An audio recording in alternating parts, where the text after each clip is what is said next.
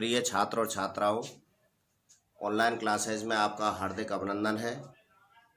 अंग्रेजी की क्लास में आपका टॉपिक इंग्लिश ग्रामर में जो चल रहा है वो है मॉडल का और वह समाप्ति की ओर है।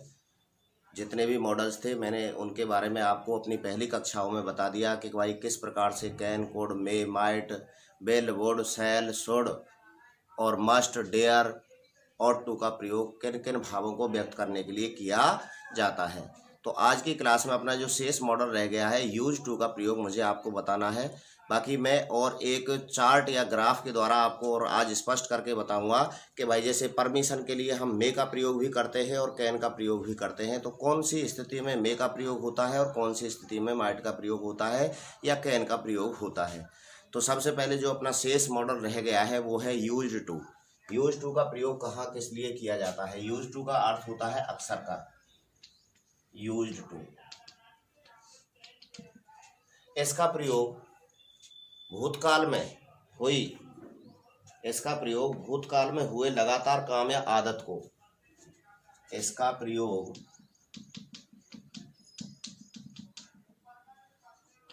भूतकाल में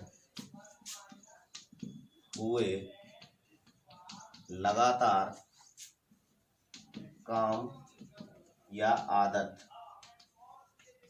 को बताने के लिए किया जाता है,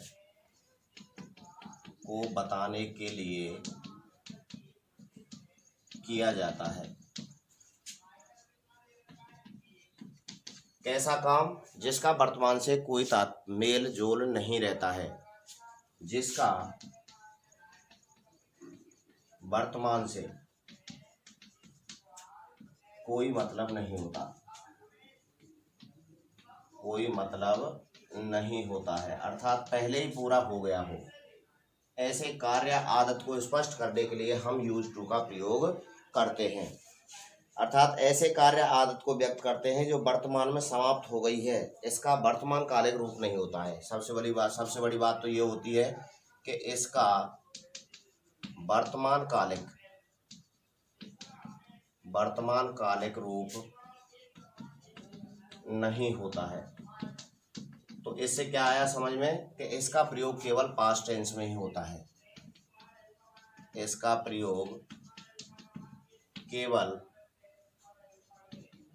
पास्ट टेंस के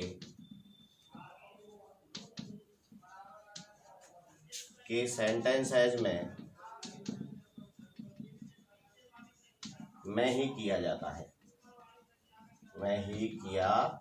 है, प्रेजेंट टेंस से इसका कोई मतलब नहीं होता। वर्तमान कालिक इसका रूप ही नहीं होता, इसलिए प्रेजेंट टेंस से इसका कोई मतलब नहीं होता। इसके केवल भूतकाल में ही लिखे जाते हैं, इसे केवल भूतकाल में ही लिखते हैं। I use to play hockey when I was 20 year. जैसे I used to play cricket when I was young. When I was young तो क्या है, कैसा है? I use to play cricket, मैं अक्सर कर क्रिकेट खेला करता था। व्हेन आई वाज यंग, जब मैं जवान था, अर्थात पहले मेरी आदत थी क्रिकेट खेलने की। I use to run when I was young. I use to run when I was 20। जब मेरी उम्र 20 वर्ष थी तो मैं अक्सर कर दौड़ा करता था। माई ग्रैंडफादर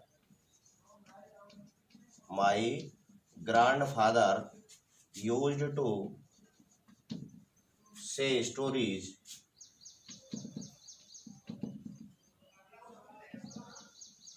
व्हेन, या जैसे मान लीजिए in my childhood,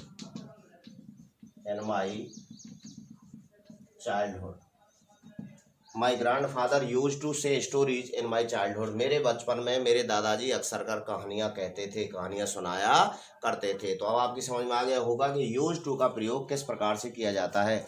use to का प्रयोग केवल भूतकाल में हुई जो हमारे काम थे, कार्य थे या आदत थी, उनको स्पष्ट करने के लिए किया जाता है। जैसे I use to smoke in young, जब मैं जवान था तो अक्सर कर धूम्रपान किया करता था। तो ऐसी आदतें जो पहले भूतकाल में थी लेकिन अब नहीं है, जिनका अब वर्तमान से कोई लेना देना नहीं है, क्योंकि यूज टू का प्रेजेंट रूप होता ही नहीं है, इसका केवल पास्ट टेंस में ही प्रयोग किया जाता है। और पास्ट टेंस के प्रयोग के लिए हम यूज टू का प्रयोग करते हैं उन कार्य और आदतों को बताने के लिए जिनका वर्तमान से कोई मतलब नहीं है या जिनको पहले किया करते थे, आज उनको बिल्कुल त्याग कर चुके हैं। ठीक है बच्चों। हाँ बच्चों, देखिए मैंने यहाँ पर तुम्हारे लिए चार्ट बनाया है। पॉसिबिलिटी, पॉसिबिलिटी का मतलब मैंने बताया था संभावना। कुछ ऐसे मॉडल्स या ऐसी मनोभाव जिनको व्यक्त करने के लिए हम एक से अधिक मॉडल्स का प्रयोग करते हैं, तो वहाँ पर हमारी समझ में ये नहीं आता कि भाई इस मॉडल में, इस सेंटेंस में हमें मे का प्रयोग करना है या कैन का प्रयोग करना है या कुड का प्रयोग करना है या माइट का प्रयोग करना है। तो इसके लिए मैंने तुम्हारे लिए यहाँ पर एक चार्ट बनाया हुआ है कि पॉसिबिलिटी यानी संभावना व्यक्त करने वाले मॉडल हमें पता है कि मे से भी संभावना व्यक्त होती है, माइट से भी संभावना व्यक्त होती है, कैन से भी संभावना व्यक्त होती है और मस्ट से भी संभावना को व्यक्त किया जा सकता है। लेकिन कौन सी स्थिति में किस प्रकार से हमें कहाँ पर मे का प्रयोग करना है, कहाँ पर माइट का प्रयोग करना है, कहाँ पर कैन का प्रयोग करना है और कहाँ मस्ट का प्रयोग करना है। तो सबसे पहली बात हमारी सोचने की ये है कि हमें उनके बारे में पता लगना चाहिए, सेंटेंस का भाव हमें मालूम होना चाहिए कि यह सेंटेंस हमसे किस भाव को प्रदर्शित करवा रहा है, तो हमें वहाँ पर कौन से मॉडल को व्यक्त करना है। तो देखिए पॉसिबिलिटी संभावना व्यक्त करने वाले मॉडल है हमारे मे, माइट, कैन और मस्ट। अब इसमें मैंने आपको समझाने के लिए चार्ट के रूप में तैयार किया है। देखिए मे फैक्चुअल पॉसिबिलिटी, फैक्चुअल का मतलब होता है तथ्याधारित, जो कोई तथ्य दिया हुआ है, जैसे there are clouds in the sky it may rain today, आकाश में बादल हैं, तथ्याधारित है अर्थात ऐसा हमारे सामने एक आधार दिया हुआ है कि आकाश में बादल हैं, बरसात हो सकती है, संभावना है कि आकाश में बादल छाए हुए हैं। ठीक है बच्चों, तो वहाँ उस स्थिति में हमें किसका प्रयोग करना है, मे का प्रयोग करना है। तो तथ्याधारित यदि संभावना दी हुई हो जिसकी संभावना कितनी हो 50%, जिसकी संभावना 50% है, फैक्चुअल पॉसिबिलिटी दे रखी है यानी कोई तथ्य दिया हुआ है, आधारभूत दिया हुआ है, तो वहाँ पर हम ऐसी संभावना के भाव को व्यक्त करने के लिए मे का प्रयोग करते हैं। माइट का प्रयोग होता है रिमोट पॉसिबिलिटी, क्षणिक संभावना, क्षणिक संभावना यानी ना के बराबर संभावना हो जिसकी वैल्यू कितनी है, केवल 5 या 10%, यानी जो संभव ही नहीं है। अर्थात तुम्हें सेंटेंस में इस बात को विशेष रूप से ध्यान देना है कि यहाँ पर माइट का प्रयोग क्यों होगा। क्षणिक संभावना है, यदि मान लीजिए संभावना तथ्याधारित है और वहाँ पर क्या दिया हुआ है, पास्ट टेंस दिया हुआ है, तो मे का पास्ट हम माइट कर सकते हैं। लेकिन यदि प्रेजेंट का सेंटेंस दिया हुआ है और प्रेजेंट के सेंटेंस में हम संभावना को व्यक्त करने के लिए क्षणिक है, 5 से 10% है, तो ही माइट का प्रयोग करते हैं। अब ये हमें कैसे पता लगेगा कि जैसे मैंने अभी एग्जांपल दिया था, there are clouds in the sky it may rain today, आज बरसात हो सकती है, तो आकाश में बादल है, प्रेजेंट का है, मे का प्रयोग कर दिया। यदि हमारे क्या होती, संभावना क्षणिक होती या संभावना इसी को मैं पास्ट टेंस में कहता कि there was clouds in the sky yesterday, कल आकाश में क्या थे, बादल छाए हुए थे। तो अब यहाँ पर क्या है, तथ्याधारित है, तथ्य दिया हुआ है सामने, तो हमें वहाँ पर कौन से मॉडल का प्रयोग करना था, माइट का, क्योंकि मे का पास्ट क्या होता है, माइट होता है। तो जहाँ पर प्रेजेंट में जिन मनोभावों को व्यक्त करने के लिए मे का प्रयोग किया जाता है, उन्हीं मनोभावों को व्यक्त करने के लिए पास्ट में हम माइट का प्रयोग करते हैं। तो प्रेजेंट में माइट का प्रयोग करने की तुम्हें कोई आवश्यकता नहीं है, क्योंकि यह क्षणिक संभावना वाली पॉसिबिलिटी होती है। इसको रिमोट पॉसिबिलिटी के नाम से जाना जाता है, जिसकी संभावना 5 से कितने % होती है बच्चों, 5 से 10% के बीच में होती है, अर्थात ना के बराबर संभावना रहती है। यदि कोई संभावना बनती है तो वह तात्कालिक उसी क्षण गायब हो जाती है, उसको कहते हैं क्षणिक संभावना। अगला है कि पॉसिबिलिटी संभावना व्यक्त करने वाले मॉडल में और है हमारे सामने क्या है, क्या दिया हुआ है बच्चों, कैन, के हम संभावना व्यक्त करने के लिए कैन का प्रयोग भी करते हैं। किसका प्रयोग करते हैं, कैन का प्रयोग करते हैं। और कैन का प्रयोग हम संभावना के लिए किस प्रकार के शब्दों में करते हैं, तो वो उसके लिए मैंने आपको यहाँ दिखाया हुआ है स्ट्रॉन्ग पॉसिबिलिटी। स्ट्रॉन्ग कहते हैं सशक्त या मजबूत पॉसिबिलिटी यानी संभावना, जहाँ पर संभावना कैसी हो, मजबूत हो। कैसी हो बच्चों? मजबूत हो, सशक्त संभावना को व्यक्त करने के लिए, जिसकी संभव होने की बात कितनी होती है? 70 से 80% तक। कितनी होती है? 70 से 80% तक होती है। अर्थात वह जो अपना मनोभाव है वह यह दर्शाता है कि यह कार्य तो होगा ही, अर्थात 70 से 80% संभावना लिए हुए रहता है। जैसे मैंने एग्जाम्पल दिया, there are clouds in the sky, it may rain today, आज बरसात हो सकती है, तो आकाश में बादल हैं। यदि वहीं पर सशक्त संभावना व्यक्त करने के लिए कोई ऐसा शब्द आ जाए जैसे there are black clouds in the sky, आकाश में कैसे बादल छाए हुए हैं? आकाश में काले बादल छाए हुए हैं। तो वहाँ उस स्थिति में काले बादल छाए हुए हैं तो संभावना क्या हो गई? स्ट्रांग हो गई कि भाई आकाश में काले बादल छाए हुए हैं। तो वहाँ पर क्या होगा? वहाँ पर जो हमारी संभावना है वो किस में बदल गई? क्षीण से स्ट्रांग में बदल गई। यानी बादल छाए हुए थे तो कैसी संभावना थी? तथ्य आधारित, यानी तथ्य दिया हुआ था कि बादल छाए हुए हैं, बरसात हो सकती है। लेकिन उसको सशक्त में बदलने के लिए शब्द आया black, there are black clouds in the sky, के आकाश में कैसे बादल हैं? काले बादल हैं। तो वहां पर संभावना को 50% से बढ़ा करके कितने में बदल दिया? अब स्ट्रॉन्ग पॉसिबिलिटी, यानी 70 से 80% में बदल दिया। जब हमारी संभावना सशक्त हो जाती है तो वहां पर हम मे का प्रयोग ना करके किसका प्रयोग करते हैं? उस स्थिति में हम कैन का प्रयोग करते हैं। तो वहां पर कैन का प्रयोग करना है। अगला आता है, कभी कभी पॉसिबिलिटी को हम मस्ट में भी बदल देते हैं। मस्ट मॉडल का भी प्रयोग कर देते हैं। तो मस्ट का मतलब होता है चाहिए, ऐसा होना ही चाहिए, 100% संभावना हो कि भाई हमें पूर्ण विश्वास है कि यहाँ पर ऐसा होना ही चाहिए, 100% पॉसिबिलिटी है। यानी कोई भी जो हमारे सामने हमने अपनी आंखों से ऐसी स्थिति को देखा है, ऐसे कार्य को हम देख रहे हैं कि जिसकी संभावना 100% तक है, अर्थात ऐसा तो होगा ही। ठीक है, जैसे मैंने आपको बताया कि the paper was very easy, paper कैसा था? बहुत ही सरल था। I must pass in exam, तो मुझे परीक्षा में पास होना ही चाहिए, क्योंकि वहां पर संभावना, मैंने पेपर को दिया, मेरे सामने जो कार्य हुआ, तो उस स्थिति में मैंने जब उसको देख लिया कि भाई पेपर कैसा था, मैं उसमें आंसर लिख के आया हूँ, यानी मैंने आंसरों को लिखा है वो सही है या गलत है, तो इसका जब मुझे पूर्ण विश्वास है तो मेरी संभावना किस में बदल गई? 80 से और 100% में बदल गई। तो उस स्थिति में हम कभी कभी पॉसिबिलिटी को व्यक्त करने के लिए मस्ट मॉडल का प्रयोग भी करते हैं। तो ये तुम्हारा पॉसिबिलिटी यानी संभावना व्यक्त करने वाले जो शब्द हैं, जो मॉडल हैं, कौन कौन से? मे, माइट, कैन और मस्ट। इनका प्रयोग हम कौन सी स्थिति में? अब आपकी समझ में आ गया होगा कि मान लीजिए तथ्याधारित कोई संभावना है, क्या है? फैक्चुअल पॉसिबिलिटी है, तथ्याधारित है, तो वहां पर जिसकी संभावना कैसी हो? 50% तक हो, तो वहां पर हम किसका प्रयोग करते हैं? मे का प्रयोग करते हैं। यदि हमारी क्षणिक संभावना है जिसकी मात्र ना के बराबर है, संभावना की स्थिति कैसी है? ना के बराबर है, तो उस स्थिति में हम माइट का प्रयोग करते हैं। यदि हमारी स्ट्रॉन्ग पॉसिबिलिटी है, स्ट्रॉन्ग पॉसिबिलिटी का मतलब आप समझते हो, सशक्त संभावना, जिसकी संभावित होने की शर्त कितने प्रतिशत तक होती है? 70 से 80% तक होती है। तो वहां पर हम किसका प्रयोग करते हैं?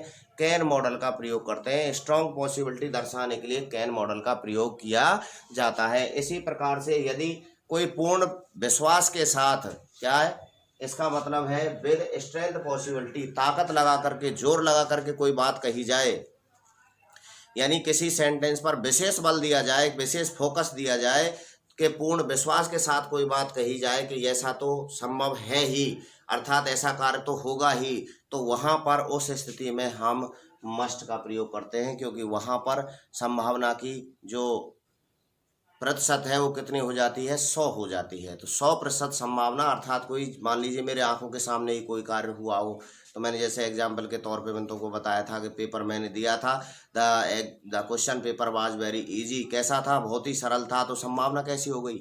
क्योंकि मैंने पेपर दिया है, मैंने पेपर को देखा था, मैंने उसको आंसर जो लिखे हैं वो मैंने अपने हाथों से लिखा है, मुझे पता है कि वो सही है या गलत है। तो ऐसी स्थिति में संभावना कितनी हो गई, 100% हो गई। और वहां पर हम कभी कभी मस्ट का प्रयोग करते हैं, जहां पर हमें पूर्ण विश्वास के साथ संभावना कितने प्रतिशत दिखाई दे, 100% दिखाई दे, तो वहां पर मस्ट का प्रयोग किया जाता है।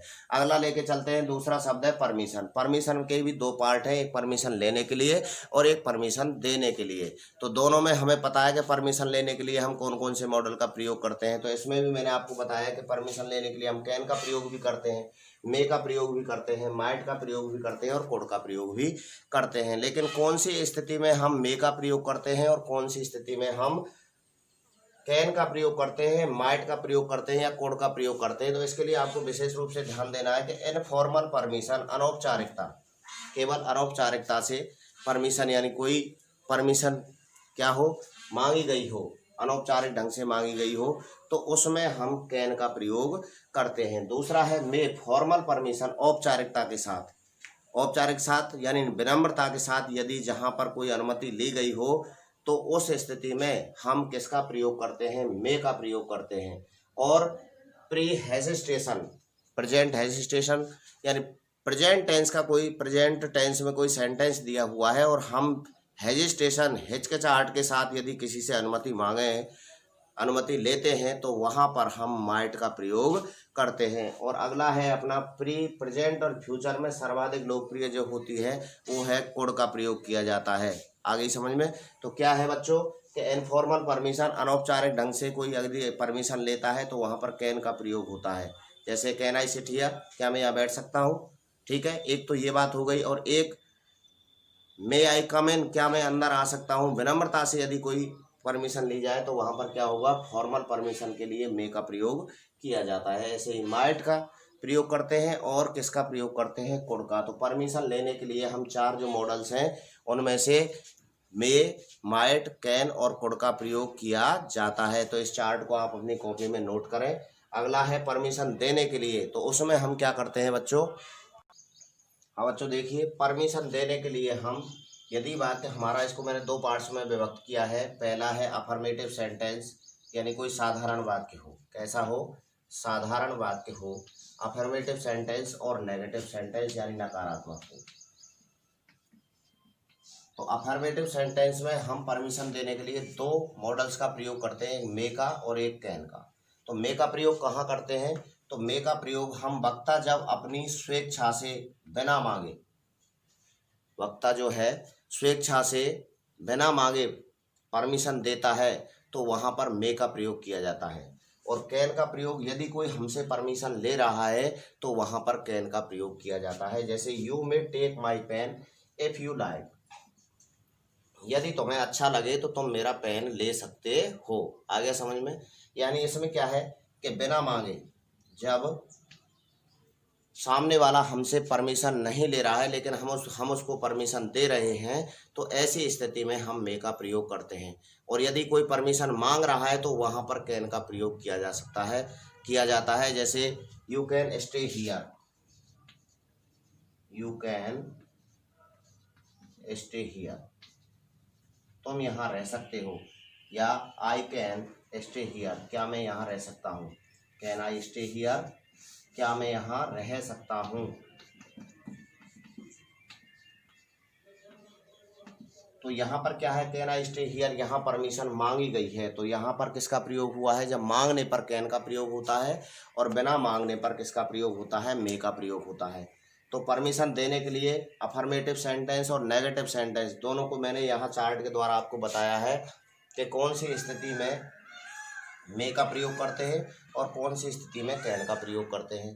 तो मे के प्रयोग के लिए जब परमिशन मांगी ना गई हो, वक्ता अपनी स्वेच्छा से बिना मांगे ही परमिशन दे, जैसे you may take my pen, कि तुम मेरा पेन ले सकते हो, इफ़ यू लाइक, यदि तुम्हें अच्छा लगे, यदि तुम्हें अच्छा लगे तो तुम मेरा पेन ले सकते हो। तो ऐसी स्थिति में हम किसका प्रयोग किया है, यहाँ पर मे का प्रयोग हुआ है। अब बात करते हैं यदि हमारा वाक्य कैसा हो, नेगेटिव हो, नकारात्मक हो, तो इसको भी दो पार्ट्स में बांट दिया कि मे नॉट और कैन नॉट, मे नॉट और कैन नॉट, यानी बिना मांगे यदि परमिशन दी गई है, परमिशन के लिए मना किया गया है, तो क्या है, you may not live here, तुम यहाँ पर नहीं रह सकते हो, ठीक है। You may not live here, तुम यहाँ पर नहीं रह सकते हो। तो यहाँ पर बिना मांगे, यानी उसने कुछ नहीं कहा और उससे वैसे ही सीधे ही क्या मना की गई है, परमिशन नहीं दी गई है। और यहाँ कैन नॉट के उसने परमिशन मांगी लेकिन उससे मना कर दी गई कि you can not live here, कि तुम यहाँ नहीं रह सकते हो। तो जहाँ पर परमिशन नेगेटिव सेंटेंस है तो परमिशन स्वेच्छा से हो तो मे नॉट नेगेटिव में, और अगर मांगने पर तो क्या है, कैन नॉट का प्रयोग किया जाता है। जैसे you may not live here, तुम यहाँ पर नहीं रह सकते हो। तो यहाँ पर मे नॉट, यानी उसने परमिशन मांगी नहीं रहने की लेकिन उससे पहले ही मना कर दी गई, उसे परमिशन के लिए मना कर दी गई है। तो यहाँ पर स्वेच्छा से बिना मांगे मे नॉट का प्रयोग, क्योंकि नेगेटिव सेंटेंस है। और यदि सेंटेंस कैसा होता, सिंपल होता, तो वहाँ पर क्या होता, हम मे का प्रयोग करते बिना मांगे। जब परमिशन दी जाए तो उस स्थिति में मे का प्रयोग किया जाता है। और मांगने पर किसका प्रयोग किया जाता है, कैन का प्रयोग किया जा सकता है। मैंने पहले भी आपको परमिशन वाले जो सेंटेंस कराए थे उसमें मैंने बताया था, परमिशन देने के लिए यानी अपने से बड़े से परमिशन यदि मांगी जाए तो हम मे का प्रयोग करते हैं, और कोई अधिकारी गण या कोई परमिशन देता है तो वहाँ पर कैन का प्रयोग किया जा सकता है। जैसे मे आई कम इन, जैसे मैं किसी से अनुमति मांग रहा हूँ कि क्या मैं अंदर आ सकता हूँ, या फिर यू कैन कम इन, तुम अंदर आ सकते हो। तो सामने वाला है वो परमिशन दे रहा है मांगने पर कि तुम अंदर आ सकते हो। तो अपने से बड़े से यदि अनुमति मांगी गई हो तो वहाँ पर मे का प्रयोग किया जाता है, और यदि अपने से किसी छोटे को परमिशन दी गई हो तो वहाँ पर कैन का प्रयोग किया जाता है। ये भी आपको विशेष रूप से ध्यान देने योग्य वाली बात है। अब चलते हैं हम प्रोहिबिशन यानी निषेध वाले जो सेंटेंस आते हैं उनमें हम किस प्रकार से कौन कौन से मॉडल्स का प्रयोग करते हैं। अब बच्चों देखिए, प्रोहिबिशन कहते हैं निषेध या मना करना। निषेध या मना करने के लिए भी हमारे 5 मॉडल यहाँ दिए हुए हैं कि 5 मॉडल्स का हम प्रयोग कर सकते हैं। नीड नॉट का, नंबर दूसरा है शुड नॉट का, तीसरा है मे नॉट का, चौथा है मस्ट नॉट का, और पांचवा है अपना कैन नॉट का। निषेध मना करने के लिए, मनाही के लिए हम कितने मॉडल्स का प्रयोग कर सकते हैं, 5 मॉडल्स का प्रयोग किया जा सकता है। कि हम किसी भी कार्य में मना करने के लिए हम कौन कौन से मॉडल का प्रयोग कर सकते हैं। तो मना करने के लिए या निषेध के लिए हम 5 मॉडल का प्रयोग कर सकते हैं, जिसमें पहला है हमारा नीड नॉट, दूसरा है शुड नॉट, तीसरा है मे नॉट, दूसरा शुड नॉट, तीसरा मे नॉट, और चौथा है मस्ट नॉट, और पांचवा है कैन नॉट। तो कहाँ कौन सी कंडीशन में हम नीड नॉट का प्रयोग करते हैं, मैंने कल आपको अपनी पिछली क्लास में नीड नॉट के बारे में बताया था। तो नीड नॉट का प्रयोग मैंने बताया था कि it is not necessary, the absence of necessary, अर्थात आवश्यकता की का अभाव हो। जहाँ पर आवश्यकता का अभाव हो वहाँ पर हम नीड नॉट का प्रयोग करते हैं। यानी जहाँ पर आवश्यकता हमें दिखाई ना दे रही हो तो वहाँ पर हम मना करने के लिए या निषेध के लिए नीड नॉट का प्रयोग करते हैं। You need not to use my pen, तुम्हें मेरे पेन को उपयोग करने की कोई आवश्यकता नहीं है, क्योंकि तुम्हारे पास तुम्हारा पेन ऑलरेडी सही स्थिति में दिया हुआ है। तो कहाँ पर, जहाँ पर आवश्यकता का अभाव हो, आवश्यकता का अभाव दिया हुआ है, तो वहाँ उस स्थिति को या उस मनोभाव को व्यक्त करने के लिए हम नीड नॉट का प्रयोग करते हैं। तो नीड नॉट का प्रयोग इट इज़ नॉट नेसेसरी, अर्थात आवश्यकता का अभाव होने की स्थिति में, आवश्यकता का अभाव होने की स्थिति में इस मॉडल का प्रयोग किया जाता है।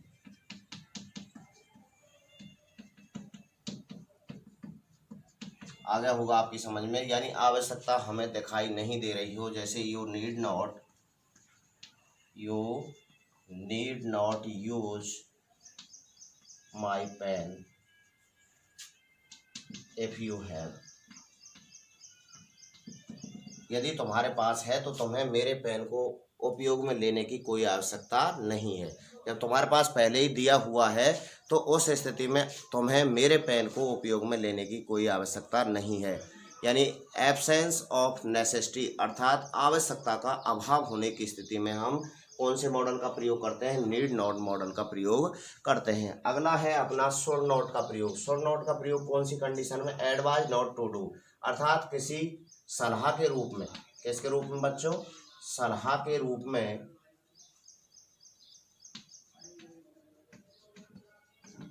मना की गई हो, सलाह के रूप में मना की गई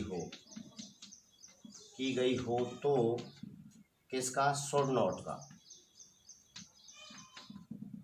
का प्रयोग किया जाता है। अब सलाह, जैसे मान लीजिए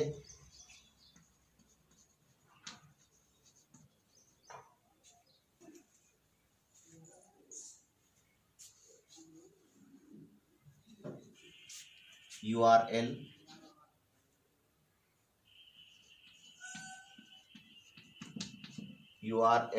you should not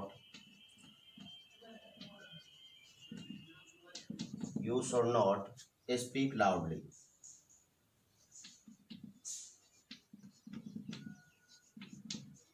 अब यहाँ देखिए सेंटेंस में URL पहले ही कंडीशन व्यक्त की गई है, क्या है कि URL तुम कैसे हो, तुम बीमार हो, तुम अस्वस्थ हो, you should not speak loudly, तुम्हें तेज बोलने की आवश्यकता नहीं है या तुम्हें तेज नहीं बोलना चाहिए। क्यों, यहाँ पर सलाह दी गई है कि तुम्हारा स्वास्थ्य खराब है इसलिए तुम्हें तेज नहीं बोलना चाहिए। तो जहाँ पर सलाह के रूप में मना की गई हो तो वहाँ पर शुड नॉट का प्रयोग किया जाता है। तो दो हो गए, पहला हुआ नीड नॉट का प्रयोग करते हैं। नीड नॉट का जब आवश्यकता का अभाव हो, किसी चीज़ की आवश्यकता नहीं है और वहाँ पर हम किसी चीज़ के बारे में चर्चा करें जिसकी वहाँ आवश्यकता नहीं है तो वहाँ पर हम नीड नॉट का प्रयोग करते हैं। यदि हम किसी के लिए सलाह के रूप में मना कर रहे हैं, जैसे URL तुम बीमार हो, you should not speak loudly तुम्हें तेज बोलने की आवश्यकता नहीं है या तुम्हें तेज नहीं बोलना चाहिए। ठीक है बच्चों, अगला है अपना मे नॉट। मे नॉट का प्रयोग मैंने पहले ही बताया था इससे पहले में कि फॉरबिडन, वक्ता स्वेच्छा से, स्वेच्छा का भाव रहता है, यदि स्वेच्छा से किसी तथ्य में अपनी मनाही जाहिर कर रहा है तो वहाँ पर हम मे नॉट का प्रयोग करते हैं। ठीक है, जैसे I may not come in class today, कि आज मैं अपनी क्लास कक्षा में नहीं आ सकता। अब वह स्वेच्छा से मना की जा रही है, वहाँ पर हम मे नॉट का प्रयोग करते हैं। आवश्यकता के अभाव में नीड नॉट, सलाह के रूप में मना करने के लिए शुड नॉट, और वक्ता स्वेच्छा से यदि मना, निषेध यानी मना ही जताई जा रही हो, मना की जा रही हो तो वहाँ उस स्थिति में मे नॉट का प्रयोग किया जाता है। अगला है अपना इसी में मस्ट नॉट का प्रयोग। मस्ट नॉट लीगली और स्ट्रिक्टली फॉरबिड, लीगली कानूनी रूप से, किस रूप में, कानूनी रूप में, लीगली तरीके से, कानूनी रूप में, या स्ट्रिक्टली कहते हैं कठोरता से या कानूनी रूप से जब मना की जाए तो वहाँ पर मस्ट नॉट का प्रयोग किया जाता है। प्रोहिबिशन जो शब्द है निषेध या मना करने का भाव व्यक्त करता है, उन शब्दों को प्रोहिबिशन के अंतर्गत लिया गया है। और तो मना करने के लिए हमारे 5 मॉडल हैं भाई, 5 मॉडल हम काम में ले सकते हैं, लेकिन पांचों की स्थिति भिन्न भिन्न है कि कौन सा मॉडल हम कौन सी जगह पे काम में ले सकते हैं। तो कौन सा मॉडल है, जैसे मस्ट नॉट है, मस्ट नॉट का प्रयोग हमें कहाँ करना है, यदि किसी सेंटेंस में किसी स्ट्रिक्टली मना की गई हो, कठोरता से मना की गई हो, या किसी रूल्स यानी नियम के बारे में बताया गया हो, या कानूनी सलाह दी गई हो, तो वहाँ पर जैसे यू मस्ट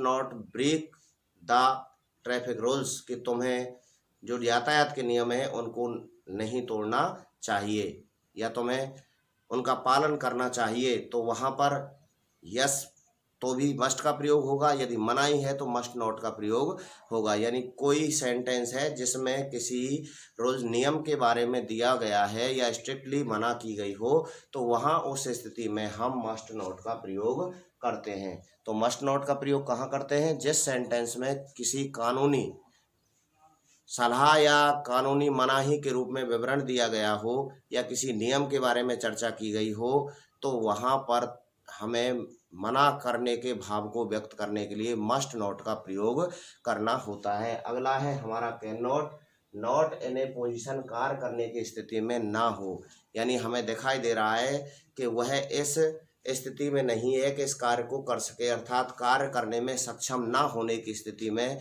हम कैन नॉट का प्रयोग कर सकते हैं। जैसे मैंने मे नॉट और कैन नॉट के बारे में बताया था, तो स्वेच्छा से यदि मना की बात कही जाए तो वहाँ मे नॉट का प्रयोग किया जाता है। यदि दूसरे से कोई बात मना के रूप में कही जाती है तो वहाँ पर कैन नॉट का प्रयोग किया जा सकता है। जैसे you can not lift this box, मुझे दिखाई दे रहा है कि वह इस बक्से को उठाने में समर्थ नहीं है, कार्य करने की स्थिति में नहीं है। कि you can not right this paper easily, तुम इस प्रश्न को, इस पेपर को आसानी से नहीं लिख सकते हो। तो मुझे ऐसी कंडीशन लग रही है कि वह इस कार्य करने में सक्षम नहीं है, इस कार्य को पूरा करने के लिए सक्षम नहीं है। तो उस स्थिति में हम किसका प्रयोग करते हैं? कैन नॉट का प्रयोग करते हैं। तो आपकी पांचों मॉडल समझ में आ गए होंगे कि नीड नॉट का प्रयोग आवश्यकता का अभाव होने पर, यानी किसी के पास किसी चीज़ की आवश्यकता नहीं है तो वहाँ पर हम किसका प्रयोग करते हैं? नीड नॉट का। ठीक है बच्चों, जैसे मैंने एग्जांपल दिया था, you need not use my pen if you have, यदि तुम्हारे पास पेन है तो मेरा पेन उपयोग में नहीं ले सकते। दूसरा था should not advise not to do, यदि किसी कार्य को करने की मना की गई हो, किस रूप में? सलाह के रूप में, तो वहाँ पर शुड नॉट का प्रयोग किया जाता है। जैसे you are ill, you should not speak loudly, तुम बीमार हो इसलिए तुम्हें तेज नहीं बोलना चाहिए। मे नॉट फॉरबिडन, वक्ता स्वेच्छा से, यदि ये चाहे स्वेच्छा से मना कर रहा है किसी भी चीज़ के लिए तो वहाँ पर मे नॉट का प्रयोग करते हैं। मस्ट नॉट, जिस सेंटेंस में कोई कानूनी यानी लीगली या स्ट्रिक्टली मना की गई हो तो उसमें हमें मस्ट नॉट का प्रयोग करना है। और अगला है हमारा कैन नॉट, यदि कोई किसी कार्य को करने में सक्षम नहीं है, कार्य करने की स्थिति में नहीं है, तो वहाँ पर हम किसका प्रयोग करते हैं? कैन नॉट का प्रयोग करते हैं। तो अब आपकी समझ में आ गए होंगे कि परमिशन के लिए, पॉसिबिलिटी के लिए, प्रोहिबिशन के लिए हम कौन कौन से मॉडल का किस स्थिति में प्रयोग कर सकते हैं। ये मैंने आपको इस चार्ट के जरिए इनको दोबारा से आपको यहाँ रिपीट करवा दिया है। आप इन शब्दों को और जो मैंने चार्ट के द्वारा आपको यहाँ स्पष्ट किया है, इनको आप एक बार और रिवाइज करेंगे तो मॉडल बड़ी आसानी से आप दिए हुए सेंटेंस में भर सकते हो। आपको किसी भी प्रकार की कोई समस्या नहीं आएगी, बशर्ते कि जो मैंने शब्द और जो शर्त कंडीशन आपको यहाँ स्पष्ट की हैं उनके बारे में यदि आप स्पष्ट रूप से समझ जाओगे कि भाई कहाँ पर पॉसिबिलिटी कितने % की है और वहाँ पर हमें कौन सा मॉडल उपयोग में लेना है, या प्रोहिबिशन मना करने के लिए 5 मॉडल काम में लेते हैं तो किस प्रकार की मनाही के लिए कौन से मॉडल का प्रयोग किया जाता है, तो ये मैंने इन चार्ट बना करके आपको ये यहाँ पर स्पष्ट कर दिया है कि भाई किस तरीके से और हम किस हिसाब से कौन से मॉडल का प्रयोग कहाँ पर कर सकते हैं। तो अपनी पढ़ाई को सुचारू रूप से जारी रखिए, घर पर रह कर के अध्ययन कीजिए। धन्यवाद।